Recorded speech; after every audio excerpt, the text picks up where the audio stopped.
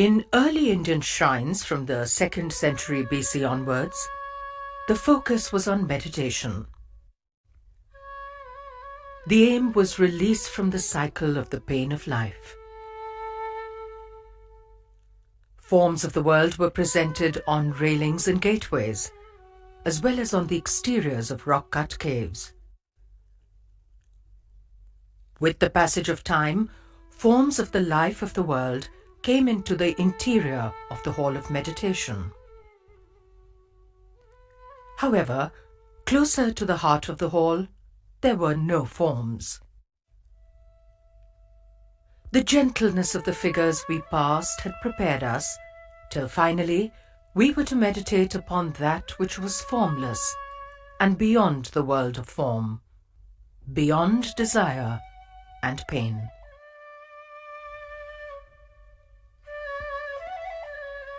Coming into India from the north, Mathura is strategically placed at the entrance to the plains of the river Ganga. Thus it was a major junction of trade. It was also a great center of culture and art. Under the Kushanas, who ruled from the 1st to the 3rd centuries AD, Mathura became the summer capital of their empire. The Kushanas, or the Yu-Chi, were tribes who came from southern China.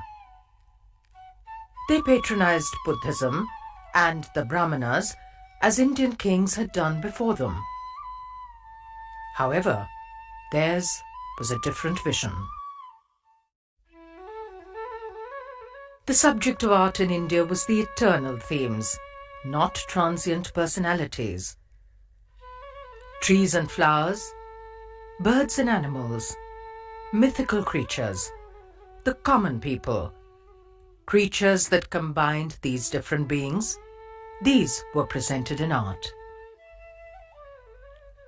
So were yakshas and yakshis, who personified the spirit and abundance of nature.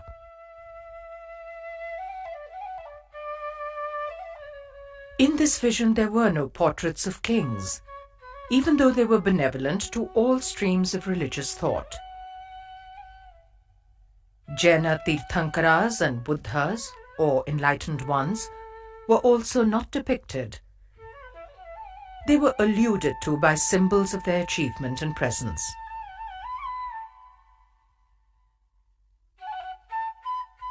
The Kushanas brought a different outlook with them. The coins made by the Kushanas were the first in India to have portraits of kings made on them.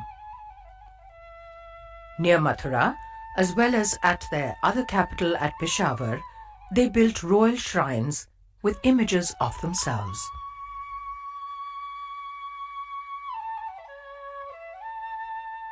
These statues have inscriptions from Kanishka's period at the beginning of the 2nd century AD. This is Vima Kadphises and is described as King of Kings, Son of God, etc.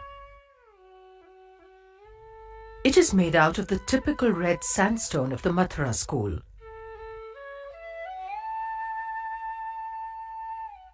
Another portrait statue has a similar inscription, this time bestowing the royal and divine titles upon Kanishka. He is again dressed as a Scythian with padded boots and heavy clothes. The clothing is not made in the Indian style where it reveals the body shape.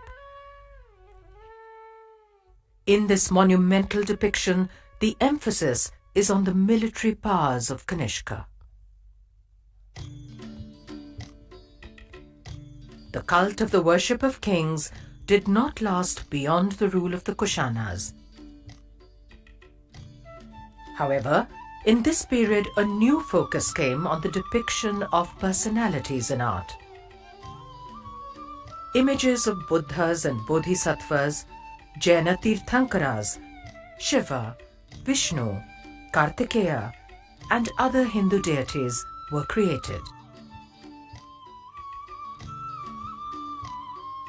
These followed the earlier models of the Yakshas and Nagas. Kushana coins present some of the earliest images of the Buddha. A Kushana coin also brings a very early image of Lord Shiva. He is seen with his characteristic trident and Nandi the bull who accompanies him.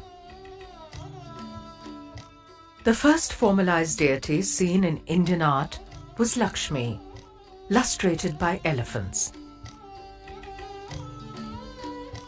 In the Mathura region, we see an expressive image of her. She stands on lotuses, rising out of a Purna Ghata or vase of plenty. She symbolizes the nurture and fruitfulness of nature. Peacocks made on the rare represent immortality. From the 2nd century BC, there were 2 Jaina stupas at Kankali Tila near Mathura. Sculpted remains have been found which show the close similarity of art as well as that of the symbols of both the Buddhist and Jaina faiths. The region also had flourishing temples dedicated to Naga deities.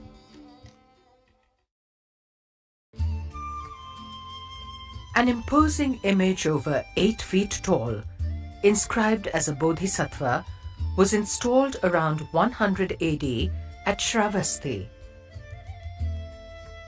It was donated by a bhikshu or monk named Bala.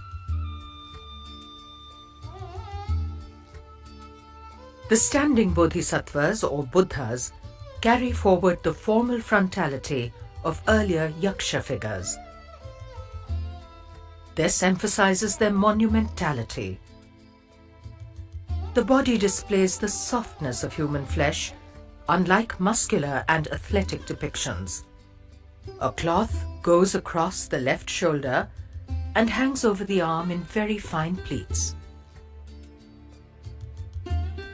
The form in which the Buddha was presented was that of an enlightened being, one out of many, with 32 attributes that identified him as such. The long arms and elongated earlobes, as well as the urna, a mark on the forehead, and the ushnisha, on the top of the head, are some of the auspicious marks.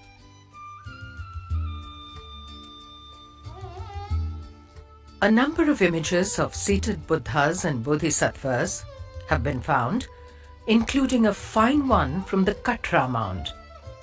It was donated by Amuha Asi, a nun, for the welfare and happiness of all sentient beings. This is a common wish expressed in donative inscriptions at Naga, Jaina, and Buddhist sites of this period. The quality of prana or inner breath is evident in the figure. There is a quality of animation and life which marks this figure as a masterpiece of Kushana period art. Behind his head is a large halo with scalloped edges, representing the emanation of light. The Bodhisattva Maitreya is the next Buddha to be in the world.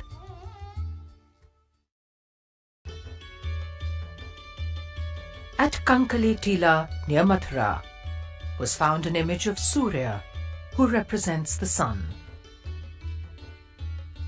He was also seen in the 2nd century BC in a vihara at Bhaja in western India. Iranian influences are seen in the boots, jacket, and moustache.